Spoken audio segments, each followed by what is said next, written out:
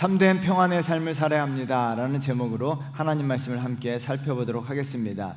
흔히 행복 방정식을 행복은 기대분의 성취다 라고 이야기합니다. 기대한 것에 비해 얼마나 성취했느냐가 행복을 결정한다는 이야기입니다.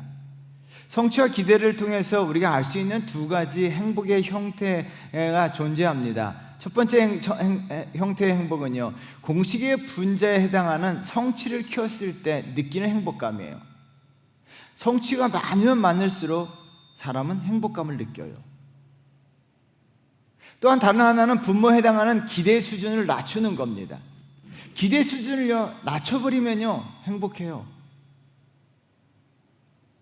이 두 가지 형태의 행복은요 각각 도파민과 세로토닌이라는 신경 전달 물질인 호르몬과 관련이 있습니다. 도파민은요 우리가 무엇을 성취했을 때 분비되는 호르몬이에요. 그래서 즐거움과 쾌감을 결정하는데요, 맛있는 음식을 먹었을 때, 내가 원하는 가방을 샀을 때, 승진했을 때, 합격했을 때, 운동에서 이겼을 때 이 도파민이 나오는 거예요.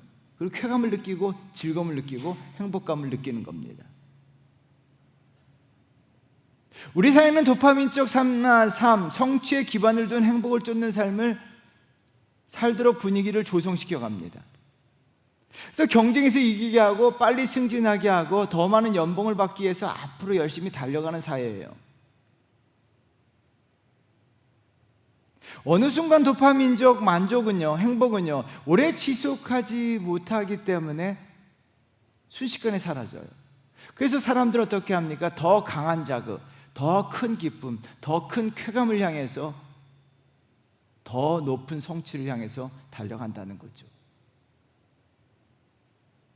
반면에 세로토닌은요 마음이 평안하고 안정될 때 분비되는 호르몬인데요, 조용히 기도할 때, 숲속을 걸을 때, 무엇보다도 남을 위해서 봉사할 때 이 세로토닌이라는 호르몬이 분비된다고 이야기합니다. 세로토닌적 삶이 오래 지속되는 행복이라고 합니다. 자신의 기대를 낮추고, 정말 자신이 성취의 기대를 낮추고 남을 위해 봉사하며 헌신하며 살아가게 될 때 그것도 행복이라는 거예요. 참된 행복을 원한다면요 세로토닌적 삶을 추구한다라고 이야기하는데요, 오늘 본문에 바리새인, 시몬이라고 하는 바리새인과 죄인이라고 불리우는 여자가 등장합니다. 여러분, 우리가 성경을 읽었지만 두 사람 중에 과연 누가 더 행복한 삶을 살까요? 바리새인은요 자신의 성취를 위해서 도파민적 삶을 살았고, 여인은요 사회적으로 성취한 것이 없지만 예수 그리스도를 섬기는 세로토닌적 삶을 살았습니다. 예수님은요 도파민적 삶을 살고 있는 바리새인에게는요 아무것도 주시지 않았지만 세로토닌적 삶을 살고 있는 여인에게 참된 평안, 예수 그리스도께서 주시는 평안을 주셨습니다. 여러분, 50절 말씀 우리 한번 나같이 읽어보도록 하겠습니다. 예수께서 여자에게 이르시되 내 믿음이 너를 구원하였으니 평안이 가라 하시니라. 예수님께서 주시는 평안, 예수님께서 평안이 가라고 말씀하셨습니다. 예수님께서 세로토닌적 삶을 살고 있는 이 여인에게 하나님 나라 평안, 참된 평안, 그 평안을 주셨습니다. 여러분, 세로토닌적 삶이요 성경적으로도 더 행복하고 평안하다는 것을 증명하고 있습니다. 우리가 참된 행복을 위해서, 우리가 인간의 삶의 목적이 행복이라면 참된 행복을 위해서 세로토닌적 삶을 추구하셔야 됩니다. 나누고 섬기고 헌신하고 베푸는 삶을 살아야 되는데요, 그러나 이것은 결코 쉽지가 않아요. 왜요? 넘어야 될 큰 두 개의 산이 있기 때문이에요. 그 산을 넘지 못하기 때문에 대다수 사람들은요 세로토닌적 삶을 살지 못한다는 거죠. 그렇다면 우리가 세로토닌적 삶을 살기 위해서는 어떻게 될까요? 첫 번째는요 사회적 존재성을 뛰어넘어야 합니다. 프랑스 황제 나폴레옹이 1814년 퇴위를 당해 엘바 섬에 연금되었습니다. 1815년 2월 25일 나폴레옹은요 엘바 섬을요 극적으로 탈출했고요, 3월 20일 나폴레옹은 파리에 무혈 입성했습니다. 단지 25일 동안 기간 벌어진 일인데요. 이때 프랑스 신문이었던 르 모니테르지에 나폴레옹에 대한 수식어가 다르게 나왔는데요. 매일매일 신문에 나폴레옹에 대한 기사를 실으면서 그에 대한 수식어가 바뀌었습니다.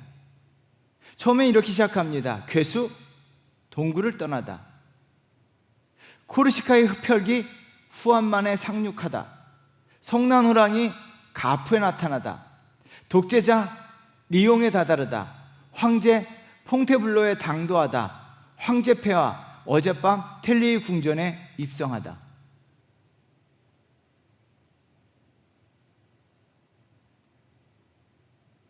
여러분, 이것은 시간 순으로 기록된 신문이에요. 신문에 이렇게 났어요. 대다수 사람들은요, 상대방이 어떤 존재인가에 따라서 태도가 자세가 달라져요. 황제였더라도요, 그가 엘바섬에 가셨을 때는 어떻게 합니까? 괴수, 흡혈귀, 그리고 괴수 취급했어요.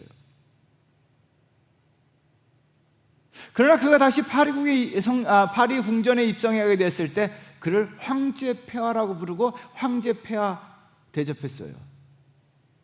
단지 25일 기간 동안요.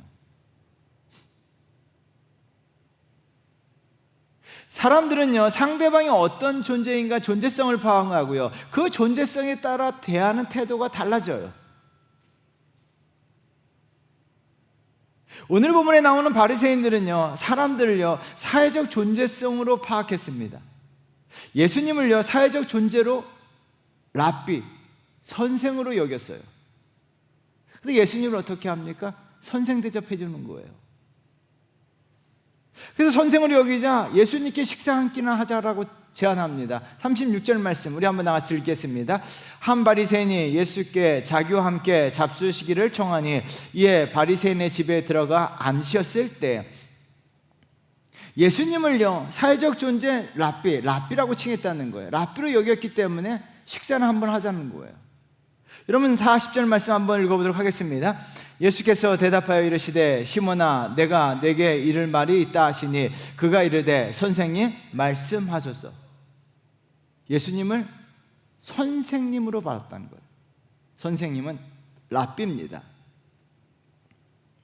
랍비로 여겼기 때문에 선생 대접한 거예요. 그는 예수님을요 한 대접도 어떻게 합니까? 랍비, 선생만큼만 대접한 거예요. 왜요? 사회적 존재가 선생이었기 때문이에요. 내가 바라본 예수 그리스도가 랍비에 불과한 거예요. 그러므로 바리새인은요 예수 그리스도를요 랍비 대접해 주는 거예요. 반면에 그의 집에 찾아온 불청객 한 여자를 죄인으로 파악했는데요. 37절 말씀 우리 한번 같이 읽겠습니다. 그 동네에 죄를 지은 한 여자가 있어 예수께서 바리새인의 집에 앉아 계심을 알고 향유 담은 옥합을 가지고 와서 그 동네에 죄를 지은 한 여자가 있다라고 이야기합니다. 누가는요 동네 사람들의 입에 오르는 여인에 대한 사실을 그대로 적나라하게 기록해놨습니다. 39절 말씀 한번 보세요. 바리새인이 이 여인을 어떻게 평가하는지 보겠습니다. 39절입니다. 예수를 청한 바리새인이 그것을 보고 마음에 이르되 이 사람이 만일 선지자라면 자기를 만지는 이 여자가 누구며 어떠한 자 곧 죄인인 줄을 알았으리라 하거늘. 동네 사람들과 마찬가지로 시몬 바리새인도 이 여인을 어떻게 합니까? 죄인이라고 하는 카테고리에 묶어서 죄인 취급했다는 거예요. 그러므로 말미암아 사회적 존재가 죄인에 불과하기 때문에 상종하지 못할 존재, 무시할 존재, 손가락질 존재 대상으로 여기 만들어버린 거예요. 여러분 바리새인이요 세라토니적 삶을 살지 못하는 이유가 바로 여기 있습니다. 사람을요 사회적 존재성으로 분류하기 때문이에요. 그 존재성에 따라 태도와 자세가 달라지기 때문인데요. 예수님을요 사회적 존재성으로 랍비로 보았기 때문에 랍비 대접한 겁니다. 예수님을요 사회적 존재성을 뛰어넘어 온 세상의 구주, 온 인류의 구원자로 바라보았더라면 어떻게 되었을까요? 그는 예수님을 집에 초대해 놓고도 예수님으로부터 아무것도 얻지 못해요.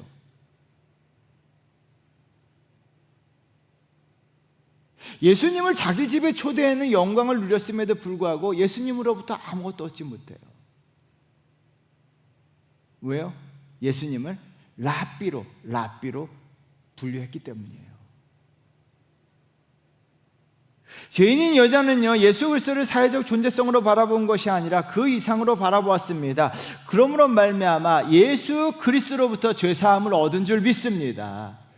여러분 48절 말씀 우리 한번 같이 읽겠습니다. 이에 여자에게 이르시되 내 죄사함을 받았느니라 하시니라. 죄인인 여자는요, 예수 그리스도에게 죄사함을 받았습니다. 왜요? 예수 그리스도를요, 랍비 이상으로, 사회적 존재성 이상으로 바라보았기 때문입니다. 예수 그리스도를요, 온 세상의 구원자로 보았기 때문에 예수 그리스도로부터 죄사함을 얻은 줄 믿습니다. 그런데 바리새인은 어떻게 합니까? 아무것도 얻지 못해요. 온 세상의 구원자가 자기 집에 자기 눈앞에 있음에도 불구하고 그분으로부터 아무것도 얻지 못해요. 또한 이 바리새인은요, 여인을 바라볼 때 죄인으로 바라보았기 때문에 무시하고 상종하지 못할 존재로 여깁니다.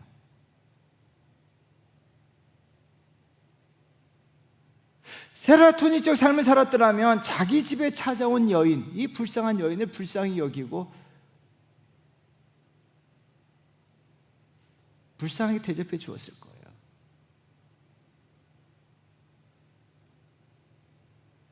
여러분, 사회적 존재성으로 사람들을 평가하고 바라보고 분류하기 때문에요, 세라토니적 삶을 살지 못합니다. 그래서 저와 여러분들이 세라토니적 삶을 살기 위해서는요, 사회적 존재성을 뛰어넘어야 합니다. 다른 사람을 바라볼 때 사회적 존재성, 사회에서 어떤 존재인가로 바라보는 것이 아니라 우리가 그 이상을 뛰어넘어서 바라보셔야 될 줄 믿습니다. 또한 자신의 사회적 존재성도 뛰어넘어야 돼요. 대다수 사람들은요, 자신의 사회적 존재성을 부각시킵니다. 왜요? 내가 어떤 존재이냐에 따라서 사람들에게 대접받는 것이 다르기 때문이에요. 그러므로 말미암아 내가 사회에서 어떤 존재인가, 자신의 사회적 존재성을 부각시키는 것을 대다수 사람들은 좋아합니다. 바리새인은요, 자신의 사회적 존재성을 의연증에 부각시켰는데요, 자신은 사회적으로 성공한 바리새인이라는 거예요. 그러므로 예수님에 대하는 태도가 다릅니다. 45절 말씀 우리 한번 같이 읽어보도록 하겠습니다. 너는 내게 입맞추지 아니하였으되 그는 내가 들어올 때부터 내 발에 입맞추기를 그치지 아니하였으며. 바리새인이 예수 그리스도를 대하는 태도를 한번 보십시오. 그래도 자신은 사회의 저명인사 바리새인이라는 거예요. 사회에 성공한 인물이라는 거예요. 사회의 저명인사라는 거예요. 예수 그리스도는요, 갈릴리 출신의 랍비에 불과하다는 거예요. 자신이 사회적으로 더 높은 존재이기 때문에 어떻게 합니까? 자신의 존재성으로 자신을 평가하기 때문에 주님을 겸손히 섬기지 못하는 거예요. 아랫사람이 윗사람에게 발에 입을 맞춥니다. 바리새인은요, 예수 그리스도에게 입맞춤이 없었다는 거예요.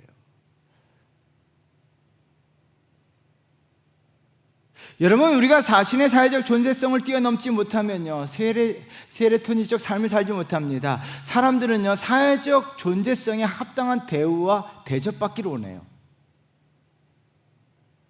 교회에서도 어디 가서든지 내가 사회적 존재성에 합당한 대우를 받기를 원해요.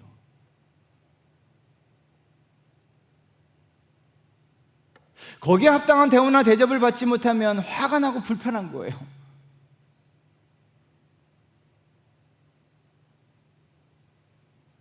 그래서 교회 와서도요, 대접받지 못하면 화가 나는 거예요. 불편한 거예요.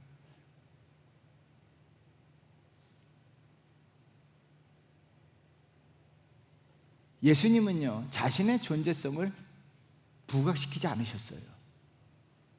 주님은 만왕의 왕이십니다.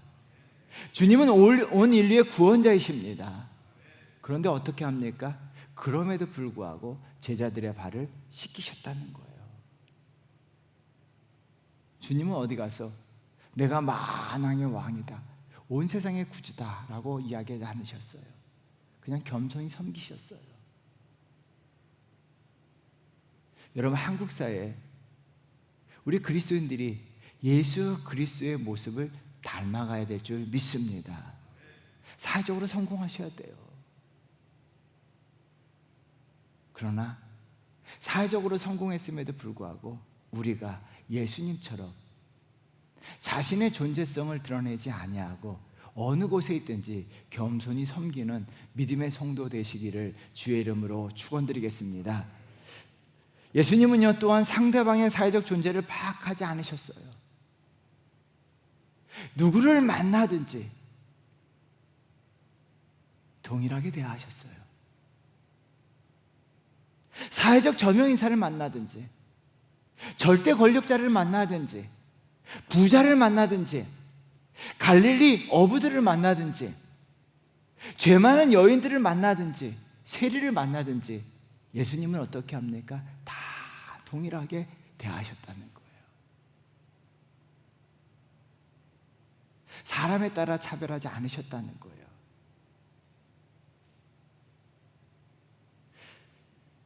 저와 여러분들이 이와 같은 마음을 품고 주님 같은 삶을 사셔야 될 줄 믿습니다. 우리가 사회에서 얼마나 많은 사람들을 만나요.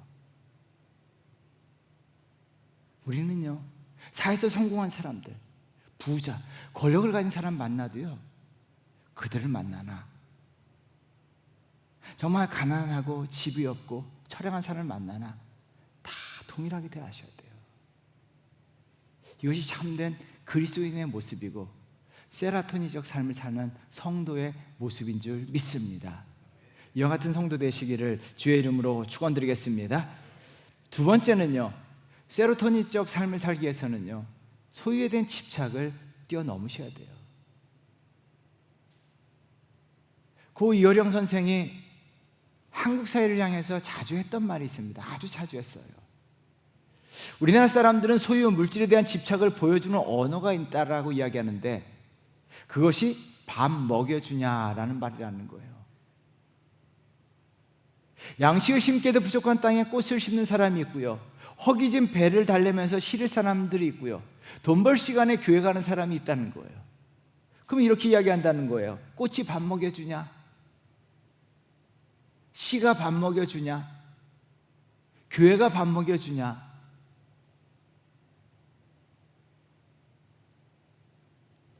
이 말을 듣고 얼마나 많은 사람이 밥이라는 말 한마디에 풀이 죽고 기가 죽어버린다는 거예요. 물론 이때 밥은요, 그냥 밥이 아니라 현실이라고 부르는 거, 물질이라고 부르는 거, 소유라고 부르는 것이다 라고 말씀하셨어요. 모든 것의 판단 기준은요, 물질, 현실, 소유, 이 모든 것의 판단 기준을요, 이 물질로 한다는 거예요. 눈앞에 보이는 현실, 그리고 얼마나 많은 소유를 가지고 있느냐, 이 소유로 판단한다는 거예요. 사람들은 이야기합니다. 우리는 밥만 먹고 사는 식충이 아니라는 것을 다 알고 있어요. 여러분, 밥만 먹고 사는 식충입니까? 식충이란 말은 다 싫어하면서 식충처럼 살아간다는 거예요.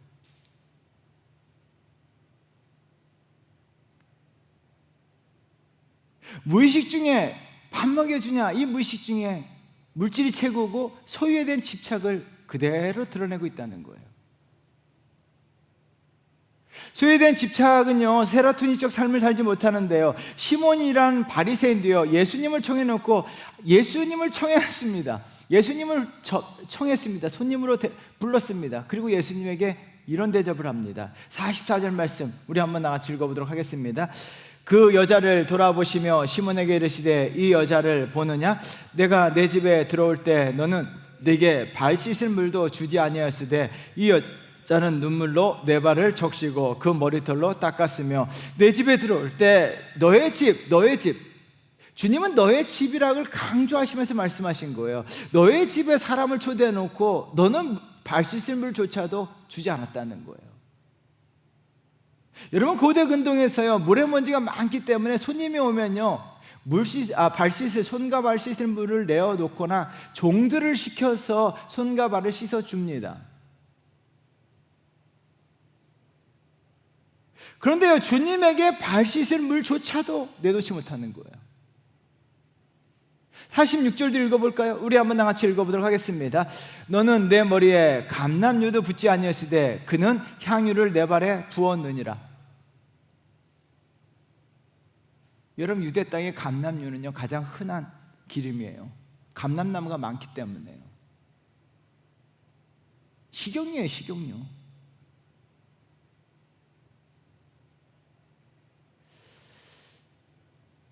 여러분, 이 말씀을 통해서 바리새인이 얼마나 인색하고 자기 소유에 대한 집착이 있는가를 주님께서 드러내고 계신 거예요. 바리새인은요, 자기 소유에 대한 집착으로 인해 세라토닌적 삶을 살지 못하고 있는데요, 사회학자들이 이런 질문을 던집니다. 내가 물질을 소유하느냐, 아니면 물질이 나를 소유하느냐?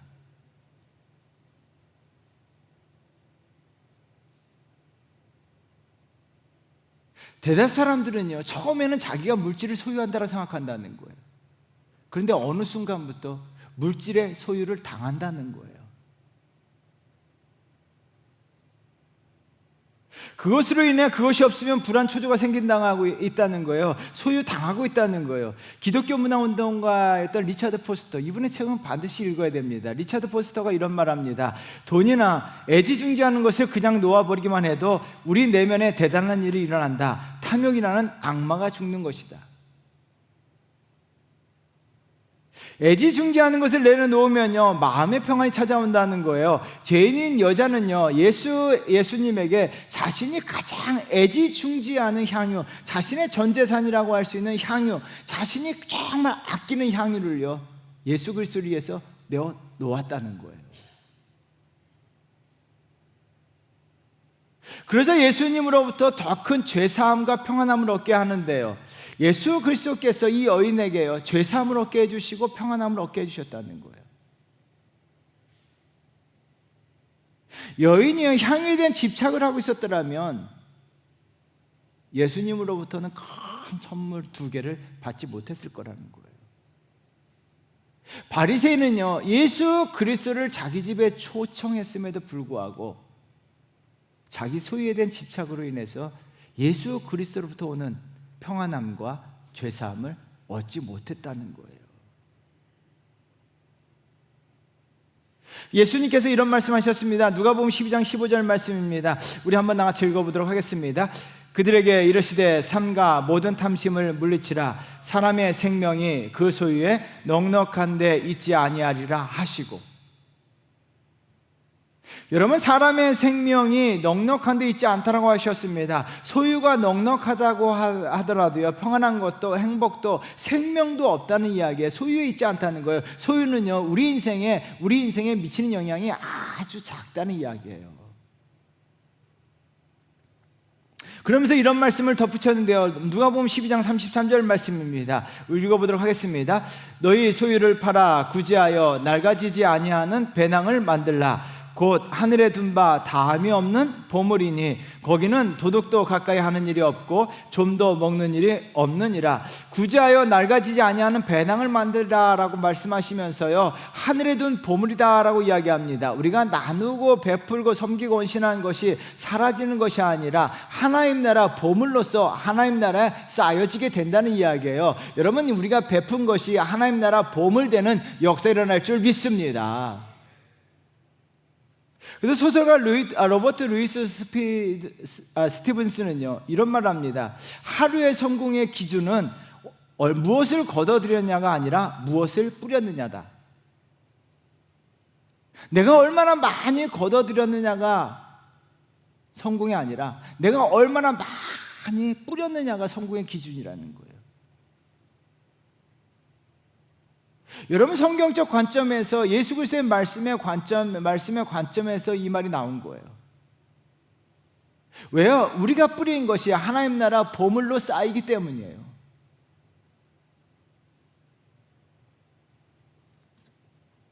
그래서 주님께서 어떻게 합니까? 우리가 이 땅 가면서 많은 것을 뿌리고 베풀고 나누는 삶, 소유에 대한 집착을 버리고 우리가 베풀고 나눈다면 우리가 베풀고 나누었던 것이 하나님 나라 보물이 되어서 쌓여질 줄 믿습니다.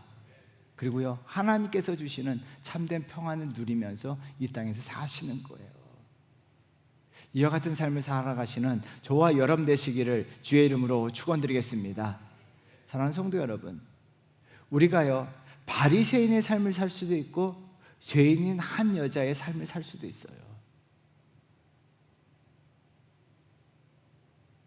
그러나 행복이 우리 삶의 목적이고 목표라면요, 평강 평안이 목적이라면 우리는요, 바리새인의 삶이 아니라 한 여인, 오늘 본문에 등장하는 죄 많은 한 여인의 삶을 사셔야 돼요. 그는 예수 그리스도를 위해서 자기가 소중히 여기는 것을요, 내어드렸고요, 헌신하고 베풀고 나누는 세로토닌적 삶을 추구했다는 거예요. 그래서 예수님께서 어떻게 합니까? 죄사함을 주시고 예수님 하나님 나라 평안을 주셨다는 거예요. 여러분, 예수 그리스도께서 평안을 주시고 죄사함을 주실 때 우리 삶에 참된 행복이 넘치는 거예요.